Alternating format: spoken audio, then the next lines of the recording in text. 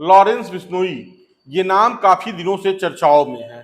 चर्चाओं में होने की वजह यह है कि लॉरेंस बिश्नोई कभी सिद्धू मूसेवाला की हत्या की जिम्मेदारी लेता है तो कभी बाबा सिद्दीकी, जो कि महाराष्ट्र के जाने माने राजनेता थे, कई बार के विधायक रहे और अभी भी राजनीति और बॉम्बे में उनकी वो पकड़ थी कि बड़े बड़े स्टार और बड़े बड़े नेता बाबा सिद्दीकी के शरण में रहते थे।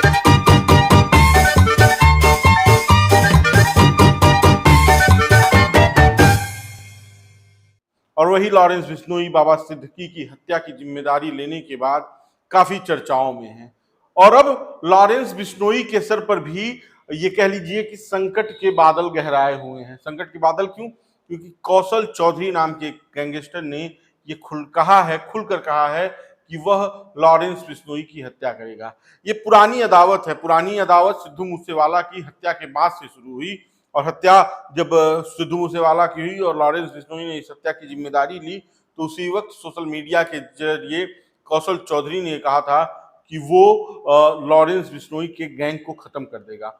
और फिर एक बार कौशल चौधरी और लॉरेंस बिश्नोई दोनों चर्चाओं में हैं। जब भी बात होती है कि देश में अब अमन शांति है, कभी दाऊद का गिरोह तो कभी कोई और गिरोह चलता था और खूब लूटपाट होती थी, खूब हत्याएं होती थी, बिल्डर हो, बिजनेसमैन हो, उनसे अवैध वसूली होती थी, जो भी पैसे वाले लोग थे उनको धमकियां दी जाती थी, उनको परिवार को जान से मारने की धमकी दी जाती थी और उसके नाम पर अवैध वसूलियां होती थी। वो वसूलियां बंद हो गई हैं, लेकिन उसी तरह से फिर पूरे देश का एक अलग माहौल बन रहा है। दाऊद की चर्चा खत्म हो गई तो लॉरेंस बिश्नोई, और लॉरेंस बिश्नोई के साथ साथ अब कौशल चौधरी भी चर्चाओं में हैं।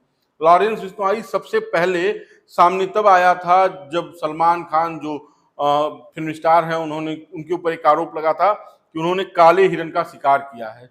बिश्नोई समाज काले हिरन को भगवान की तरफ पूजता है और लॉरेंस बिश्नोई ने इसी बात की धमकी दी थी कि हम सलमान खान की हत्या कर देंगे क्योंकि उन्होंने काले हिरन का शिकार किया है।